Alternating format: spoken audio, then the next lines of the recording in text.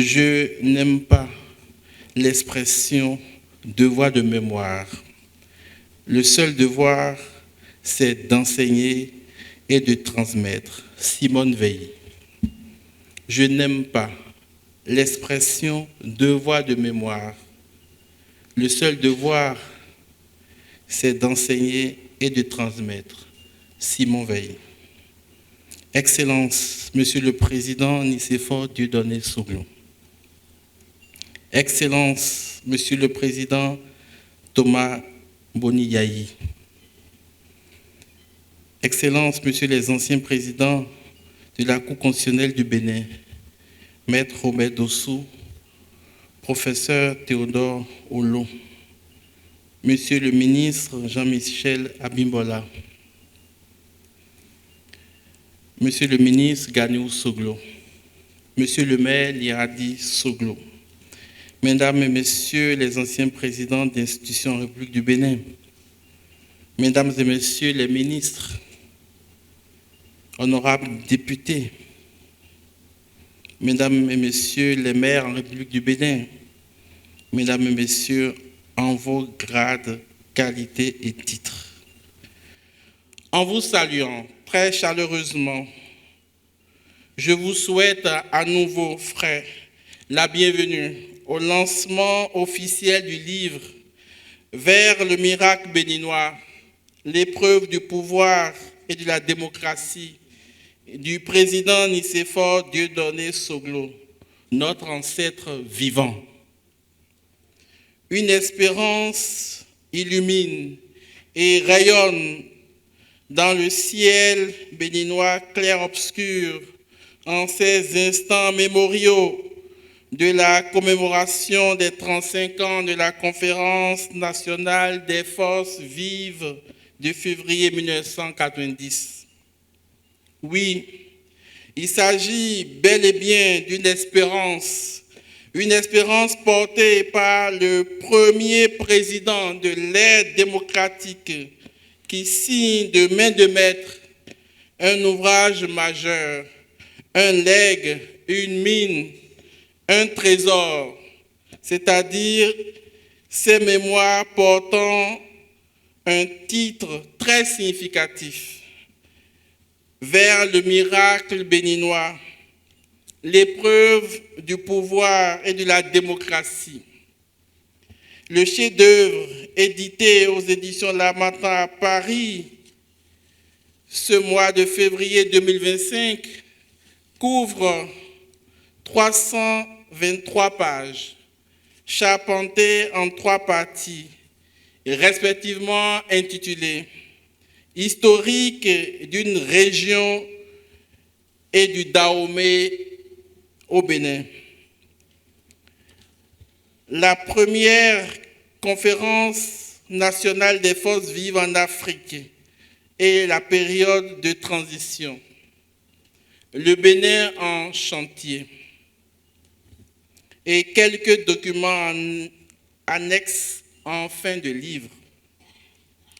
Dans cette présentation, j'essaierai de vous communiquer un peu l'esprit de l'œuvre, les dynamiques de l'auteur et un petit aperçu du contenu. 1. Une espérance lumineuse dans le ciel clair-obscur de l'Afrique et particulièrement du Bénin. Les rayons de soleil aux premières heures du renouveau démocratique en Afrique se sont vite dissipés en laissant place aux nuages des plus épais.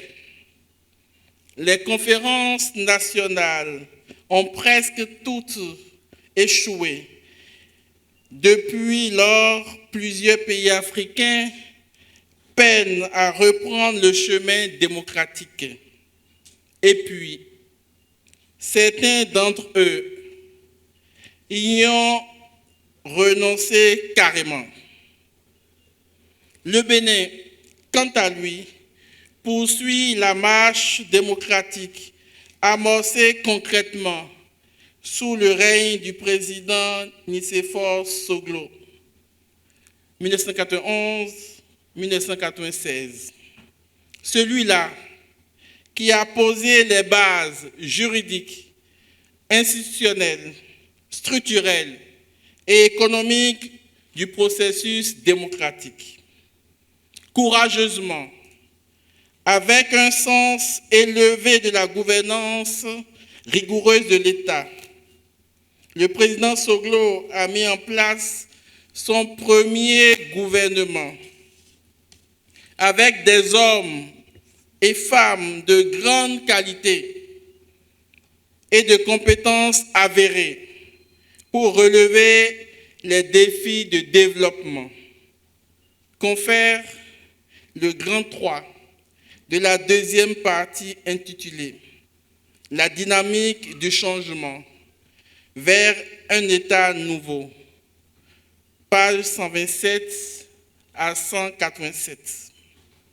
Ce travail de pionnier a connu une bonne suite jusqu'aux périodes de remise en cause programmatique de la démocratie sous prétexte de préférer le développement, alors que le président Soglo avait déjà montré et démontré comment concilier le respect des droits humains et le développement à visage humain.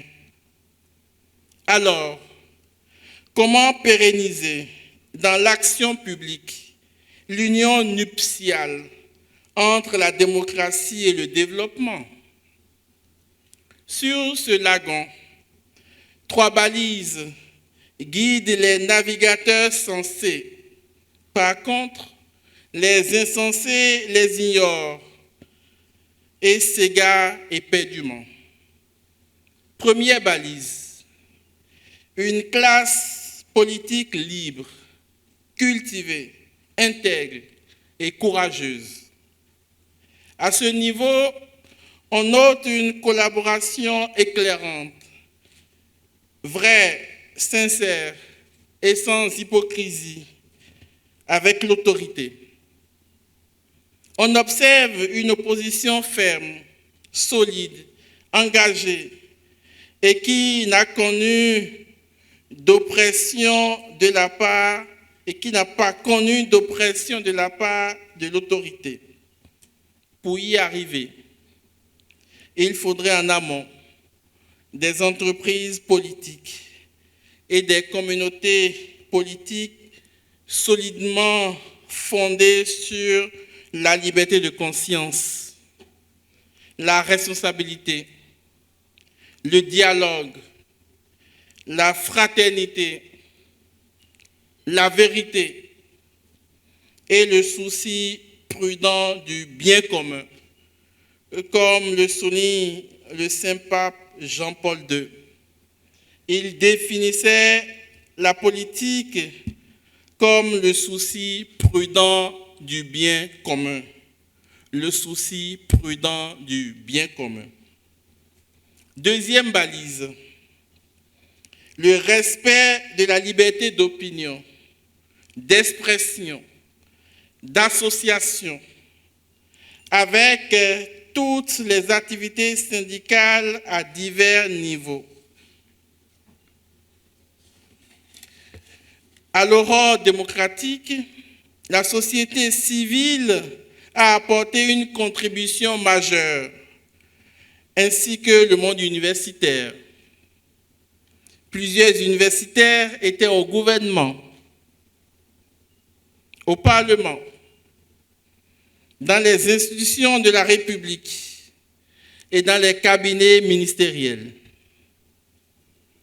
Ceci marqua l'entrée remarquée des universitaires en politique, la contribution de la presse et de l'intelligentsia de ce temps ont permis d'engager le processus démocratique sans peur et balisant ainsi le chemin pour les régimes successifs avec détermination, quiétude, compétitivité et sérénité.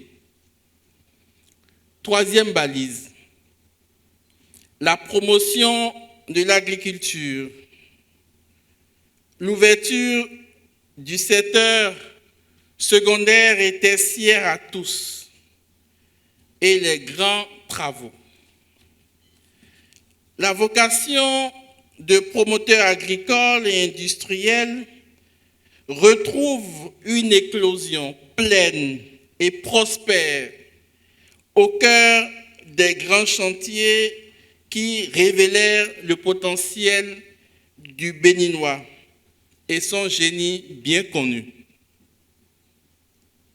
Le Bénin, connu jadis un temps d'émulation intellectuelle, de promotion de l'entrepreneur béninois et d'ouverture au monde grâce à une diplomatie dynamique, engagée et rayonnante, conséquence positive des grands moyens déployés. Tout ceci contraste avec ce que nous vivons depuis près d'une décennie et que je qualifie d'inédit, en le dénonçant avec des mots précis et fermes. Aujourd'hui, pourquoi l'homme n'est-il fait que pour chanter la beauté des pierres et les louanges de l'argent roi? Pourquoi nos élections ces dernières années sont-elles exclusives avec des emprisonnements et des morts? Pourquoi l'urgence de la révision constitutionnelle de 2019 dans des conditions notamment surprenantes? Pourquoi le militantisme politique devient périlleux de nos jours? Pourquoi l'exercice de la parole publique est-elle si menacée, flagellée et condamnée? Vers le miracle béninois, l'épreuve du pouvoir et de la démocratie du président Soglo paraît majestueusement comme une espérance en ce contexte très rugueux qui s'impose puissamment à nous. Le Bénin politique d'aujourd'hui a besoin de relire son histoire en se réconciliant avec la démocratie à l'école de la valeureuse méthode de gouvernance du président Soglo. Le Bénin politique d'aujourd'hui doit repartir aux racines de la démocratie en s'appropriant les acquis de la Conférence nationale des forces vives qui crée en réalité un cadre propice au développement. Seul l'argent roi et les intérêts personnels ont trahi graduellement le processus et les promesses tissées et tracées par la conférence nationale. Le Bénin politique d'aujourd'hui n'a point besoin de l'autoritarisme, de l'autocratie et de la pensée unique, épouvante, qui redéfinit les standards de la démocratie au gré des agendas particuliers sous le prétexte d'un développement sans visage humain. Le Bénin politique d'aujourd'hui devra distinguer le travail infrastructurel, moderniste, de luxe, de prestige, abus élitiste et touristique, très important aussi, du travail infrastructurel de nécessité, d'humanisation et de socialisation, indispensable pour les populations, car ce dernier travail est à leur service, à l'image des établissements sanitaires, scolaires, sociaux et universitaires. Le Bénin politique d'aujourd'hui devra s'appuyer sur l'expérience des anciens, des sages et des corps constitués pour avancer durablement en changeant les mentalités par l'éducation et l'exemplarité des élites et non pas la force de la loi et la lanière de la criette. 2. L'auteur Nicéphore Dieudonné Soglo, que représente-t-il aujourd'hui et demain? La grandeur de l'homme, grand président et non meilleur président, parce que comparaison n'est pas raison. Défenseur de la cause de l'homme noir, homme de grande culture, de lumineuse intelligence et d'ouverture aux autres dans leur savoir-être, dans leur savoir-faire, le président Soglo est un démocrate et un patriote à dimension panafricaine. La grandeur d'un président de la République s'identifie à la manière dont il vit le pouvoir, le conçoit, et comment il en fait un lieu de décision pour la consolidation du bien commun et la sauvegarde de l'intérêt général.